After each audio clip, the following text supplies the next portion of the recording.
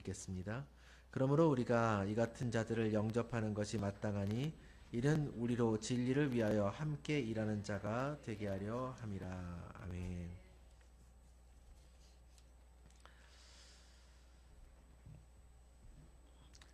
먼저 주에 벌써 2주 가까이 됐나요? 인호가 이제 군대를 갔죠. 우리나라는 모병제가 아니라 이제 징집병. 그래서 우리는 그 군대를 의무로서 국가에서 데리고 가게 됩니다. 근데 우리나라는 그래도 이제 현대가 되었기 때문에 군대 가는 시기를 우리가 정해서 이렇게 가지요. 보통은 지원을 하거나 날짜를 정할 수가 있는데 과거의 전쟁은 이 징집이라는 것이 국가에서 전쟁이 있으니 각 가정에서 몇 살부터 몇 살까지 이러한 사람들은 다 나오라 그러면은 무조건 나가서 의무적으로 복무를 해야만 합니다. 우리가 그리스도의 군대, 그리스도의 군인 된 자로서 주의 일, 하나님의 그 선교를 하는 데 있어서는 우리는 다 징집된 징집병입니다. 이제 그 날이 불과 4일 앞으로 다가왔습니다. 1월 29일에 우리 교회의 그 대표들이 비행기에 오르게 됩니다. 그것이 단순한 어떤 여행으로 생각할 수 없는 것이고 방문으로 생각할 수도 없습니다. 이제 하나님께서 우리 교회에 원하시는 그 영적인 전쟁터의 가장 앞선 곳으로 우리의 일부가 나아가서 이제 싸움이 시작이 되는 것입니다. 여기서 우리가 경계해야 되는 몇 가지가, 하나는 그곳으로 가는 우리들은 지금 우리가 어떤 곳으로 가는지, 대만이라는 곳으로 가서 대만도 한번 구경하고 그곳의 선교지 교회도 구경하고 이러고 오는 것이 아니라 비록 짧은 기간, 별로 대단한 것이 없어 보이는 그런 작은 팀에 불과할지라도 우리는 그곳에서 굉장히 중요한 영적인 전투를 하고 오는구나라는 것을 알아야 되는 것이고요. 또 하나는 가지 못하고 남아있는 이들이 나는 가지 못하니까 나는 구경이나 해야 되겠다라는 이런 관중의 마인드를 갖는 것을 경계해야만 합니다. 하나님 나라에는 여러분 그 야구장 가보셨어요? 예, 야구장 가면은 굉장히 크지요. 우리나라 야구장 더 크게 지어도 될 것 같은데 별로 안 큰 것 같아요. 제가 유학할 때 있던 학교, 일개 대학교의 미식축구장보다도 좀 작은 것 같습니다. 우리나라 제일 큰 야구장이요. 거기는 관중석에 관중들이 어마어마하게 많이 들어가요. 근데 세계적인 그런 경기장들을 보면은 안에 조그마한 경기장에 테니스 같은 경우는 불과 두 사람이 경기를 하고 있고, 혹은 축구로 22명이 경기를 하거나, 혹은 그보다 조금 더 많은 경기를 하고 있다 하더라도 그 경기장보다 훨씬 더 넓은 그리고 높은 그런 관중석에 굉장히 많은 사람들, 어떤 데는 5만 명, 7만 명, 어떤 데는 거의 10만 명 가까이 들어가서 그 경기를 보는 것을 볼 수 있습니다. 그렇지만 영적인 전쟁터에서는요, 관객석이 없어요. 우리는 모두가 다 가장 일선에서 싸우는 자들이라는 것입니다. 그렇기 때문에 여러분들은 누구는 나라를 지키는 군인이고 우리는 민간인 이런 것이 아니라 영적인 전쟁터에서 우리는 모두가 다 부름받은 군사이며 다만 각자의 포지션이 조금 다를 뿐입니다. 대만에 가면 이제 웨이야라는 축제가 있어요. 이제 한 해 동안 사업을 지켜준 그 토지신이라고 하는데요. 그런 것에 제사하는데 1월 15일 얼마 그 전이죠. 그때가 그 날이지만 지역별로 1월 말에서 2월 초까지 계속해서, 그러니까 날짜를 변경하기도 하고 축제를 이어가기도 하고 그렇게 한다고 합니다. 그래서 그 토지신을 섬기는 그 향, 그 연기들이요, 우리가 갔을 때 굉장히 자욱할 수도 있습니다. 우리나라도 본래 그런 나라였었지요. 예수님을 알지 못하고 수많은 우상들, 그리고 그 미신들의 사람들이 빠져있던 그러한 땅이었었습니다. 대만은 우리나라와 크게 다르지 않다라고 생각이 됩니다. 전통적인 어떤 그런 종교에서도 동양적인 종교들이 비슷한 것들이 많이 있고요. 그들은 복의 근원을 그 토지신에서 찾지만 우리는 그곳으로 가서 참된 복의 근원이 창조주이신 하나님이심을 선포하기 위해서 가는 것이라는 겁니다. 그것을 몇 사람이 가서 혹은 그럴듯한 말로 전하는 것이 아니라 우리 모두가 힘을 모으고 군대에서 나가서 최일선에서 싸우는 병사들이 있고 보급부대가 있듯이 우리가 함께 이 일을 해나가는 것입니다. 사무엘상 30장에 보면은요, 부솔 시내에 머무는 사람들의 모습이 나옵니다. 다윗과 그와 함께한 자들이 이제 약탈한 자들을 쫓아서 가다가 머물렀던 그런 시내가입니다. 그런데 600명이라는 다윗의 부하들이 다윗과 함께 막 그 적군을 쫓아서 가다가 부솔 시내가에 이르러서 200명은 너무 지쳐서 더 이상 가지를 못해서 그곳에 머물렀습니다. 성경에 보니까 그들이 피곤하여서 건너지 못했다. 즉 거기까지 자기네들의 가족들을 납치해가고 재물을 약탈해간 그들을 쫓아서 너무나도 급하게 뛰어간 나머지 지쳐서 더 이상은 육체적인 한계로 인해서 건너지 못했다라는 의미입니다. 세상적인 시각으로 보면은 군대적인 용어로 보면 그들은 나고자, 나고병에 해당합니다. 그 군대에서는 정말 중요한 것이 모두가 함께 다 가는 게 되게 중요해요. 군대 가면 이제 뭐 제식 훈련을 하고 막 발을 맞춰서 걷고 이러는데요. 이 행군을 하고 훈련을 할 때 모두가 함께 가는 것이 너무나도 중요합니다. 왜 그러냐면 부상을 입거나 지쳐서 낙오가 되거나 누군가가 그렇게 그 뒤처지잖아요. 그 한 사람으로 인해서 그를 돌봐야 되는 다른 병사까지 전력의 손실이 굉장히 크기 때문에 그렇습니다. 그런데 200명이 이제 부설 시내가에서 멈춰버리고 그들이 나고자처럼 보였다라는 것이지요. 그런데 그 24절 말씀, 30장 24절 말씀에 이런 말씀이 있는데 이 일에 누가 너희에게 듣겠느냐? 전장에 내려갔던 자의 분깃이나 소유물 곁에 머물렀던 자의 분깃이 동일할지니. 이게 무슨 말씀이냐면 남아있는 200명은 그들을 쫓기 위해서 따라가다가 아마도 어떤 그 보급품이라던가 이런 것들을 지키는 일을 맡았던 것 같습니다. 그래서 그들은 뭐한 사람들이냐? 후방을 지킨 사람들, 그곳에서 그들의 보급이 끊어지지 않게 만든 그런 사람들이었다라는 것이죠. 세상에는 성과를 중요시 여기는 사람들이 있습니다. 그러나 우리 믿는 자들은 성과를 중요시 여기는 사람들이 아니라 은혜를 중요시 여기는 사람들입니다. 성과를 중요시 여기는 사람들은 뭔가를 자꾸만 쌓아야 돼요. 한국 교회가 요즘에 무엇 때문에 많이 어려움을 겪고 때로는 욕을 먹고 왜 힘듭니까? 오직 교회를 키우는데 노력을 하다가 큰 건물을 세우고 많은 사람들을 모으고 재물을 쌓고 그런 일에 몰두하다가 정작 하나님께서 본래 원하셨던 교회의 모습이 사라졌을 때 세상 사람들은 손가락질하면서 니네가 교회냐? 그렇게 이야기를 하더라는 것입니다.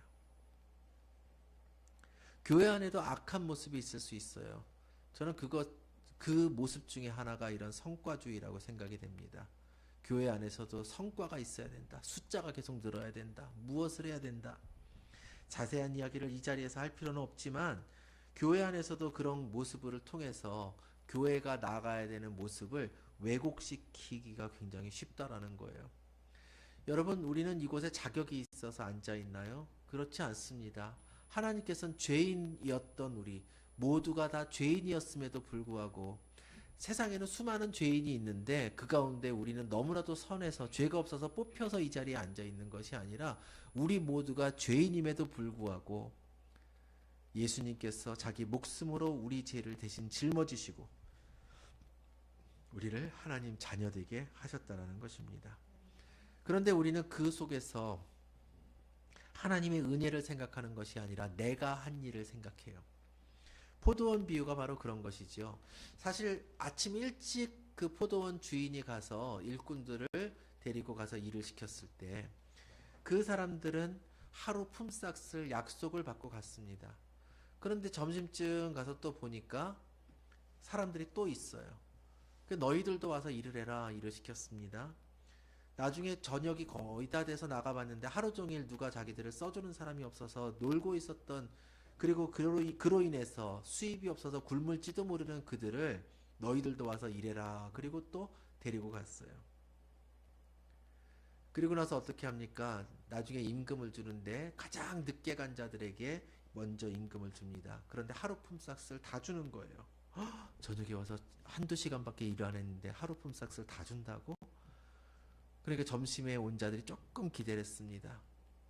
근데 점심 온 자들도 하루 임금을 다 줬어요. 사실 그 사람들도 그날 하루 임금을 훨씬 많이 받은 것이겠죠. 왜냐면 아침부터 가서 일해야 그런 돈을 받거든요.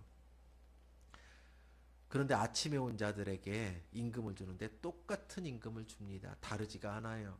그러니까 이 사람들 막 불평을 합니다. 우리는 일찍 왔고 저 사람들은 늦게 왔는데 왜 똑같이 주냐고. 그 주인이 뭐라 그러죠? 내가 너희에게 선하게 행동했더니 너희들이 나를 악하다 하느냐? 너희는 이미 약속받은 것을 받지 않았느냐? 그런데 너희가 왜 나를 악하다고 원망하느냐? 그렇게 이야기를 하죠. 사무엘상 30장 22절 말씀해 보니까 다윗과 함께 갔던 자들 가운데 악한 자와 불량배들이 다 이르되 그들이 우리와 함께 가지 아니하였은즉 우리가 도로 찾은 물건은 무엇이든지 그들에게 주지 말고 각자의 처자만 데리고 떠나가게 하라 하는지라. 지금 가서 처와 자녀들을 납치당했던 그들을 데리고 왔어요. 그리고 그 약탈당했던 그 물품들도 다 찾아왔습니다. 그런데 거기서 전쟁에 참여했던 체력이 더 있었던 그 400명이요. 이 재물은 우리끼리 나눠 가질 거니까 너희들은 한 게 없으니까 너희들은 너희들의 가족만 데리고 돌아가라 이렇게 말한 것입니다. 근데 그 사람들을 용맹한 자, 체력이 되는 자, 열심히 싸운 자 이렇게 표현하지 않고 성경이 뭐라 그러냐면 가서 열심히 다윗과 그 부하들의 그 가족들 그 모두를 위해서 싸운 그들을 표현할 때 악한 자와 불량배라고 표현했습니다. 여러분, 악한 자와 불량배, 물론 그런 사람들이 섞여 있을 수 있겠지요. 그런데 중요한 것은 이들은 다윗을 목숨 걸고 쫓아다니던 다윗의 충성스러운 부하들이었다라는 거예요. 그런데 그들을 가리켜서 성경이 말씀하기를 악한 자와 불량배라고 이야기를 했습니다. 교회 안에 이런 경우가 얼마나 많이 있습니까? 더 했기 때문에, 무엇 했기 때문에 나는 더 복을 받아야 되고 더 잘 돼야 되고 더 건강해야 되고. 세상의 논리는 바로 그런 것입니다. 더 잘한 사람, 더 성과를 낸 사람이 더 큰 돈을 벌고 더 많은 것을 얻게 한다. 그것이 세상적인 논리지요. 세상의 법칙입니다. 그런데 다윗은 단호하게 말합니다. 전장에 내려갔던 자의 분깃이나 소유물 곁에 머물렀던 자의 분깃이 동일할지니. 이것이 바로 하나님의 은혜. 다윗을 통해서 지금 이 하나의 사건을 통해서 하나님은 은혜의 법칙을 우리에게 알려주고자 하시는 것입니다. 그러므로 이제 여러분들은 하나님 앞에서 하는 일에 있어서 내가 얼마나 더 우리가 경주해야 되는 것은요, 우리끼리의 누가 더 앞서느냐의 경주가 아니에요. 하나님께서 나의 인생 가운데 내가 최선을 다하고 하나님께 나의 헌신을 다하는 그 모습에서 그 가상의 나와 하나님이 본래 원하시는 나의 모습과 지금 나의 모습이 같이 달려가고 있는가? 나 자신과의 경주를 여러분들은 생각해야 됩니다. 근데 많은 경우 우리는 옆 사람과의 경주를 해요. 내가 더 많이 해서, 내가 더 사랑받아야지, 내가 더 많은 것을 얻어야지, 내가 더 복을 받아야지. 왜 이 모든 것들이 동일하게 우리에게 주어집니까? 우리가 승리한 것은 우리가 잘나서가 아니기 때문에 그래요. 하나님이 이기게 하셨기 때문에 그렇습니다. 선교지에 가시는 분들은 대단하신 분들이 맞아요. 저는 정말 그분들이 너무나도 훌륭하고 너무나도 대단한 분들이라고 생각합니다. 그러나 우리는 그러면 어떻게 해야 될까요? 그분들은 하나님께서 가장 사랑하시는 사람이고, 전 교회에서 그런 말 정말 많이 들었거든요. 목사님은 하나님이 제일 많이 사랑하시고, 선교사님은 하나님이 제일 많이 사랑하시고, 누구는 하나님이 어떻게 사랑하시고, 그분들은요, 하나님께서 보내신 그들의 그릇에 맞는 자리가 그곳에 있었던 것입니다. 우리는 어떻게 해야 됩니까? 이곳에서 하나님께서 우리에게 주신 일들을 해야만 합니다. 다만 최선을 다해야겠지요. 경주해야 되겠지요. 하나님의 기준대로 행해야 된다라는 것입니다. 이번에 함께 가지 못하는 분들이 있습니다. 직장 때문에 그럴 수도 있고, 그 외 여러 가지 사정 때문에, 각자의 사정 때문에 함께 선교지로 가지 못하는 이들이 있습니다. 근데 여러분들은 못 가는 게 아니에요. 하나님께서 여러분들을 이곳에서 소유물을 지키고 지원을 하고 기도를 하고 함께 힘을 모으도록 이곳에 배치하신 것입니다. 전쟁터에서 모든 군대를 전부 다 휴전선 최전방에만 배치할 수 없는 것처럼 여러분들은 기도의 자리에 배치되었음을 기억하시기를 바랍니다. 로프홀더라는 말이 있습니다. 윌리엄 캐리가 현대 선교의 아버지죠. 혹시 모르실까봐. 윌리엄 캐리가 인도로 떠나면서 이런 말을 했습니다. 내가 저 깊은 갱도 속으로 내려가겠습니다. 자기가 인도로 가지만 그것을 깊은 갱도로 표현합니다. 하지만 당신들이 줄을 단단히 붙잡아 주어야 합니다. 왜요? 깊은 갱도로 내려가는데 줄을 단단히 붙잡지 않으면 올라올 수가 없지요. 그때 앤드류 플러가 그에게 약속을 합니다. 우리가 살아있는 한 절대로 이 줄을 놓지 않겠습니다. 우리가 살아있는 한 절대로 이 줄을 놓지 않겠습니다. 사실 대만의 그 지성교사님 그 가정을 위해서 저희 가족이 굉장히 오랫동안 후원을 해왔습니다. 이제는 교회적으로 후원을 하고 있지요. 우리가 큰 후원을 하고 있지는 않습니다. 하지만 우리가 그들을 후원하고 그들을 위해서 기도하고 그 줄을 놓지 않을 때 그들의 선교가 이어지는 것이고요. 단기 선교팀이 갔다가 돌아오는 그 순간 여러분도 함께 줄을 잡고 있어 주어야만 합니다. 로프홀더라는 것은 줄을 꽉 잡는 것을 이야기를 해요. 줄을 잡아주는 사람. 산이나 갱도 내려갈 때 줄을 잡아주는 사람. 제가 어렸을 때 막 눈물을 흘리면서 봤던 영화가 있어요. 그 산에 그 비행기가 추락을 했는데요. 그 산을 너무너무 잘 아는 그런 그 산사람이 하나 있었어요. 근데 그 동생이 그곳으로 가서 사람들의 소유물, 소지품 그런 것들을 약탈해 오자. 가져오자. 그럼 그게 우리 것이 된다. 그럼 산을 올라가자는 거예요. 이 눈보라 속에서 이 위험한 산을 어떻게 올라가냐. 그러면서 그 안 가려 그렇지만 동생의 아주 강요에 못 이겨서 결국엔 올라갑니다. 근데 동생은 산을 그렇게 잘 못 타요. 결국엔 가서 돌아오는 길에 동생은 죽게 되고 한 사람을 그 구출해서 오게 되는데요. 참 거기서 안타까운 여러 가지 막 그 극적인 사건들이 많이 일어납니다. 그런데 지금도 잊혀지지 않는 그 장면 하나가요. 몇몇 장면들이 있는데 그 중에 하나가 형이 먼저 맨몸으로 정말 그 어려운 그 좁은 크레바스 틈 사이를 올라가서 꼭대기까지 간 다음에 줄을 잡고 있고 동생이 올라오는 거예요. 그런데 동생이 한참 올라오다가 동생은 이 수준이 떨어지다 보니까 미끄러져서 떨어지게 됐어요. 그러니까 형 손에서 그 줄이 막 미끄러지는데 그 줄을 꽉 잡고 마침내 그 동생이 떨어지는 것을 멈춰서 동생이 올라오게 되는데요.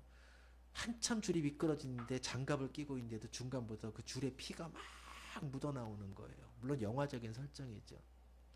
그 장면을 보면서 제가 얼마나 그냥 막 마음이 아팠는지, 저 동생은 왜 형을 저렇게 고생을 시키나. 근데 형은요, 동생을 죽이지 않기 위해서 그 줄을 끝까지 잡고 있었던 거예요. 그게 바로 로프 홀더입니다.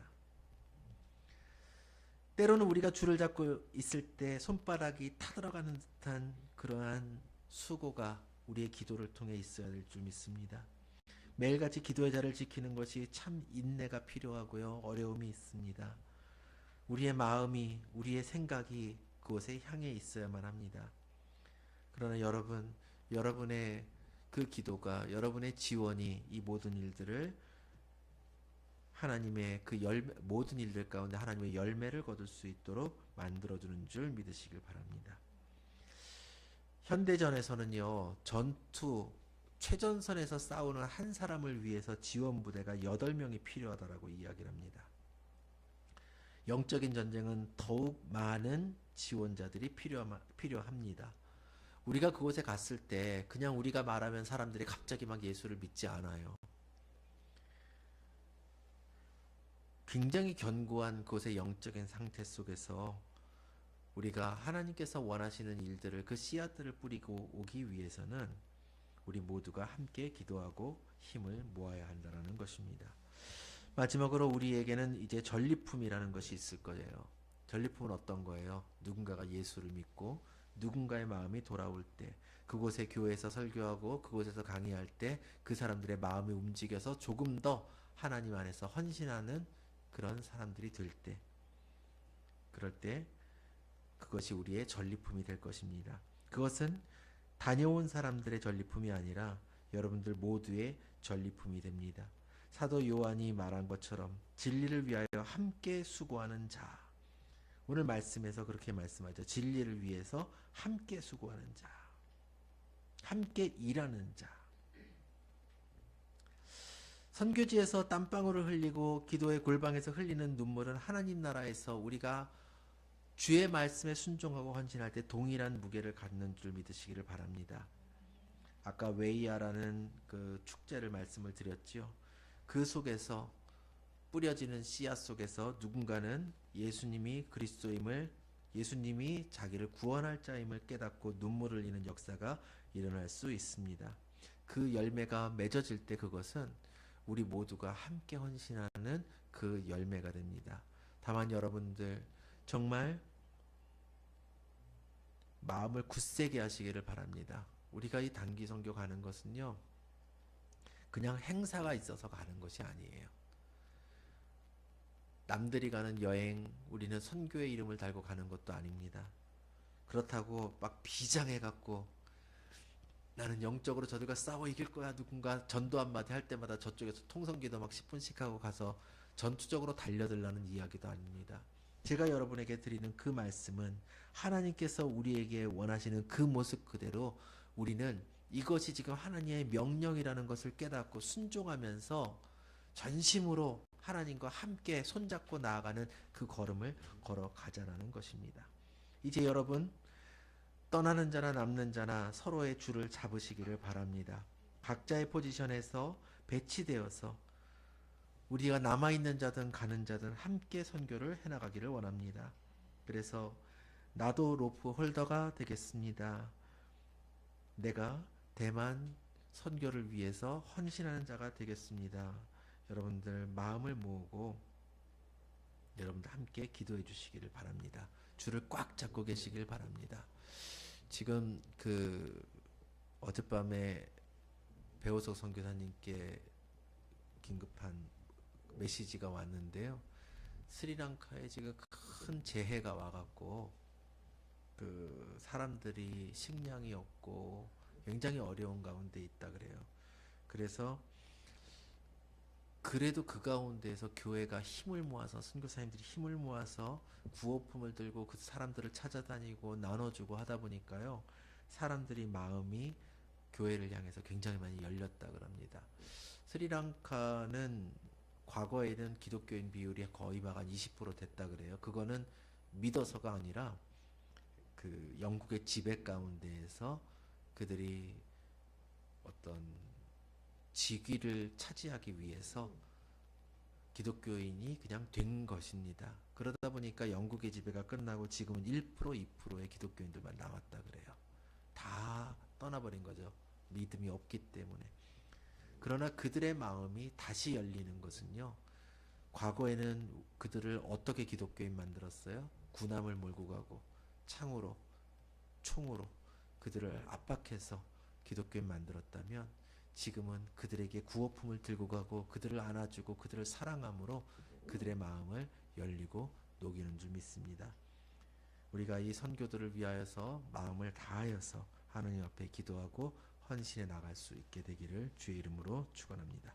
기도하겠습니다. 주님, 오늘 우리를 붙드시기를 원합니다. 우리 마음을 주님께로 고정하게 하여 주시옵소서. 세상이 우리를 유혹하고 세상의 화려함 속으로 우리를 자꾸만 이끌려 할지라도 우리는 주를 바라보고 주의 복음을 손에 들고 주의 원하시는 그 길로 걸어가게 하여 주시옵소서. 이번 주 있을 단기 선교를 주님께서 복되게 하시고 우리가 주님이 원하시는 열매를 거두고 오게 하여 주시옵소서. 예수님의 이름으로 기도하옵나이다. 아멘. 우리 함께 찬양하겠습니다.